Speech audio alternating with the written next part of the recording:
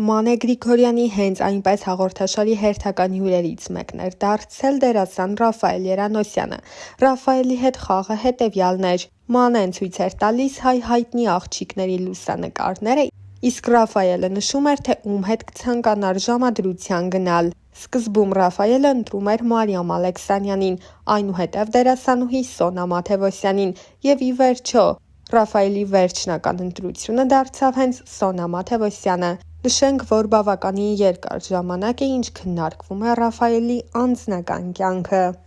Ընկալվելով հայացք հաղորդաշարին, Ռաֆայելը ի թիվս այլ թեմաների խոսել էր նաև իր կյանքի ծանր կորստի, մոր անժամանակ մահվան մասին ու նշել. «Երբ մայրս մահացավ, դա մեր ընտանիքի առաջին մեծ վիշտն էր, մենք ոչ մեկս դրան պատրաստ չէինք, ես առավել ևս, ինձ համար կյանքը կանգնեց, իմ ներսում որոշեցի, որ վերջ, ես էլ ոչ մի բանի պետք չեմ, ոչինչ չեմ ուզում, ես կարող էի մայրիկին օգնել, բայց չօգնեցի, որովհետև հյուրախաղերից երեկոյան մինչև հասա, ինձ մեղավոր էի զգում, հուղարկավորությունը եղավ իմ ընկերները, հարազատներն ու բարեկամները, մեր թատրոնի գեղարվեստական ղեկավար Արա Երնջակյանը ժամանակ առ ժամանակ գալիս էին գյուղ ինձ տեսության, այդ ընթացքում կամերային թատրոնի բոլոր ներկայացումները հանված էր, որովհետև ես բոլորի մեջ ընդգրկված էի, մի անգամ հայրս ու եղբայրներս ասացին, դու մասնագիտություն ունես, դու պիտի բեմ բարձրանաս, չես կարող ուղղակի մնալ այստեղ։ Դրանից հետո, երբ մեկ շաբաթ բեմ բարձրացա ու դահլիճն ինձ հոտնկայ սափահարեց, ես հասկացա, որ միշտ պիտի լինեմ բեմում։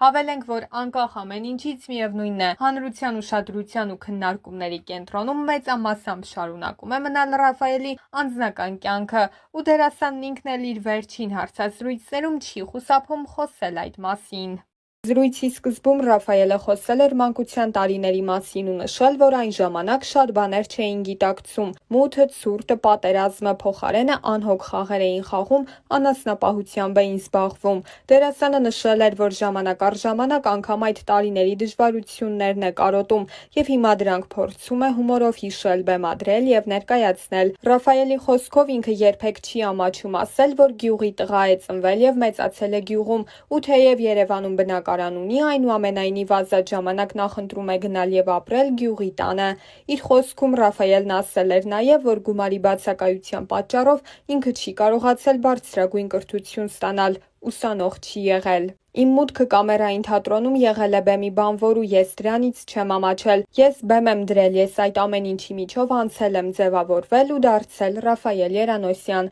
Դերասանը խոսել էր նաև Ռաֆո Անդոզույքի մասին ու նշել, թե ինչպես ստացվեց, որ ինչ-որ պահից իրենք սկսեցին առանձին ներկայանալ։ Ոչ մի տեսակի խոսակցություն, ոչ մի բան չի եղել։ Ուղղակի ես մտածեցի, որ ուզում եմ անել առանձին մոնոներկայացում եւ ինքը դրա համար շատ ուրախ է եղել։ Չի եղել երբեք ինչ-որ բան, որ մենք կռվենք ու ես թողնեմ գնամ։ Ես ոչ մի վատ բան ըստիս չեմ արել։ Ես ցավ եմ ապրում, չի կարելի ներկայացման կոնտենտը վերցնել ու հրամցնել քեզ, որ ես փող շատ չեմ սիրում, բայց ես սիրում եմ փող աշխատել, որովհետեւ ես ուզում եմ ապրել լավ, իմ հարազատները, ծնողը, ընկերներն ապրեն լավ, փողի գերի երբեք չեմ եղել։ Ռաֆայելը ասել էր, որ երբեք չի բարձրաձայնել, բայց միշտ իր հնարավորությունների չափով օգնել է բոլոր նրանց, ովքեր դրա կարիքն ունեցել են, աուտիզմ ունեցող երեխաներին, մանկատան երեխաներին, բռնի տեղահանված արցախցիներին վճարում է նաև նրանց բնակարանների վարձը։ Դերասանը խոսել էր նաև իր անձնական կյանքի մասին ու նշել. Այրված կամուրջներ չկան իմ մոտ, միշտ կամուրջը կա,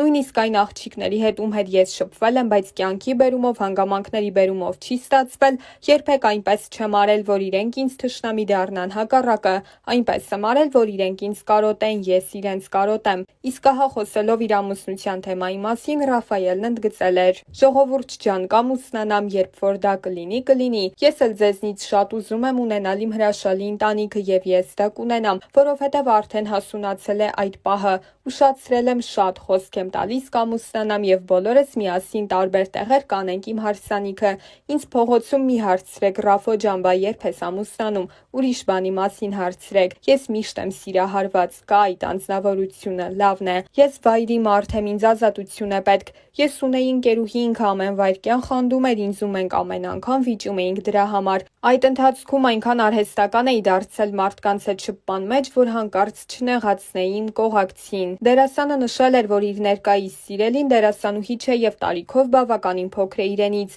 բայց ինքը նրա կողքին իրեն հանգիստ եւ խաղաղ է զգում։ Ռաֆայելի խոսքով ինքը նոր բնակարան է գնել, որն այժմ վերանորոգման փուլում է, եւ երբ այն ավարտի, դհոլ զուռնան կհնչի։ Կրկին բարևներ, սիրելի հետևորդներ ջան, կրկին ես ուղի եթերում եմ, ուզում եմ մի քանի բանի մասին կիսվել, նախ շնորհակալություն, որ միանգամից այդպես արձագանքեցիք եւ տարածեցիք այն վիդեոն, որ ուղի եթերից որ գցել եմ, դա շատ լավ նախաձեռնություն է, շատ լավ գործի սկիզբ, ինչա ինք իրենից ներկայացնում, ուրեմն բոլոր նրանք, ովքեր որ ունեն աշխատատեղեր, գործարաններում, օֆիսներում, տարբեր տեղեր, ովքեր որ ունեն աշխատատեղեր, ցանկալի կլինի, որպեսզի դուք բաժանորդագրվեք կամ ձեր մենեջերներին, կամ ձեր տնօրեններին ասեք զանգահարեն, ես այն լայվը պահել եմ, եւ ասեք քանակ մարդկանց, ինչքան մարդ կարաք տեղավորեք աշխատանքի, կամ ինչ աշխատանք է, ու ընդհանրապես կապ չունի, դա միայն քաղաքի մասին չի խոսքը, դա համ էլ մարզերի հետ է կապված, մեր փորձառու կամավորները անպայման գրի կառնեն, կգրանցեն եւ հաջորդ մեր հանդիպմանը, որը կլինի շուտով, կրկին ես դրա մասին կլուսաբանեմ եւ մեր Արցախից բռնի տեղահանված հայերը, մեր հայրենակիցները կգան եւ տեղում կհասկանան, կմտնեն գործի, կգնան, կաշխատեն ու կշենացնեն մեր սիրուն հայրենիքը։ Ես այսպես եմ մտածում ընկերներիս հետ միասին, որ պետք է նախ աշխատատեղերով ապահովենք, շատ լավ է, շատ թույն է, որ տարբեր տեսակի նախաձեռնություններ կան եւ օգնում են եւ ամեն ինչ անում են, բայց մենք բոլորս էլ շատ լավ գիտակցում ենք, որ դա չի կարող լինի միշտ։ Դրա համար ավելի լավ է մենք մեր հայրենակիցներին օգնենք աշխատատեղով եւ տանք նրանց հնարավորություն աշխատելու ու աշխատեն ու որպեսզի մենք էլ ամեն անգամ, այսպես ասում եմ, բարեգործական բաներ, տենց ժամանակ առ ժամանակ չանենք էլի, այլ աշխատենք ու աշխատենք, որտեվ ըստ իս պետք է աշխատել, ոչ թե պահանջել ինչ-որ մեկից բա, պետք է աշխատել։ Բարև ձեզ, որ խնդրեմ, սկսլավ, որ խնդրեմ կասեք բարև։ Շնորհակալություն, ես նորից ուզում եմ ասեմ, հա ժողովուրդ ջան, այս նախաձեռնությունը մենք շատ շուտ բանից էինք մտածել ու շատ լավ էր, որ այդ տաղանդավոր տղաների հետ ծանոթացանք էլի, ոնց որ ասում եմ գործը գործ բերեց, ծանոթացանք եւ որոշեցինք, որ պետքա ոչ թե ասենց ամեն մեկ առանձին ինչ որ բան անի, այլ բոլորով միասին մի գաղափարի շուրջ հավաքվենք եւ այդ գաղափարն իրականացնենք ու փառք Աստծո այսօր մոտավորապես 1600 հոգի արցախցի են եկել, մեր հայրենակիցներից եկել են եւ երևի թե ինձ թվում է մի 100 հոգի արդեն գտել են իրենց աշխատանքը, դա նշանակում է 100 տուն ապահովել ենք աշխատանքով։ Ու եթե սա լինի շարունակական, էլ ավելի լավ կլինի, ու եթե սա լինի, չգիտեմ, ամիսի 2 անգամ, 3 անգամ, դա ավելի թույն ու ավելի գժական ու ավելի լավ կլինի։ Իսկ դա նշանակում է, որ մեր նորից եմ կրկնում այն մարդիկ, այն օֆիսները, գործարանները, բարերարները, գործարանի տերերը, շինարարական կազմակերպությունի տերերը, տաքսի սերվիսների տերերը, կապ չունի ընդհանրապես ինչ մասնագիտություն կամ ինչ աշխատատեղ որ կա։ Եթե զանգահարեն, ես իմ ստորիներում դրել եմ թեժ գծի համար, եթե զանգահարեն եւ հաջորդ մեր հանդիպմանը, որը կլինի եւ ես դրա մասին կրկին կլուսաբանեմ, կգան էլի, եթե մենք կարողանանք եւս 200 հոգու կամ 300 հոգու աշխատատեղով ապահովենք, դա նշանակում է մենք մեկ ամսվա ընթացքում մոտավորապես մի 400-ից 500 ընտանիք կարող ենք ապահովել աշխատատեղով։ Իսկ դա ինձ թվում է, ըստ իս ու ինձ թվում է դուք էլ ինձ հետ համակարծիք կլինեք, որ դա այս պահին ավելի անհրաժեշտ է ու ավելի, որովհետև դա երկարատև է, դու ունենում ես մշտական աշխատանք։ Նորից եմ կրկնում, խոսքը բնավ չի վերաբերվում այն մարդկանց, ովքեր որ անում են բարեգործություններ թույն։ Մենք էլ ենք անում, թույն է ու լավ է, բայց հասկանում ենք, որ դա միշտ չեն կարող անել ու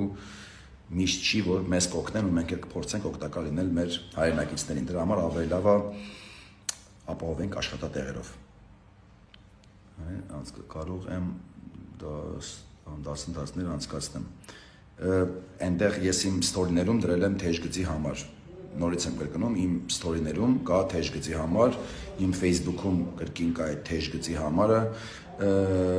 դրա համար այնտեղ զանգարեք եւ ձեր տվյալները ամբողջությամբ թողեք,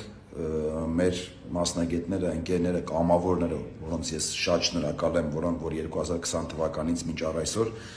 յուրաքանչյուր հարցի շուրջ միանգամից զանգարում են, համախմբվում են ու փորձում են բոլորս մեկ գաղափարի շուրջ համախմբվենք եւ անենք այդ գործը։ Դրա համար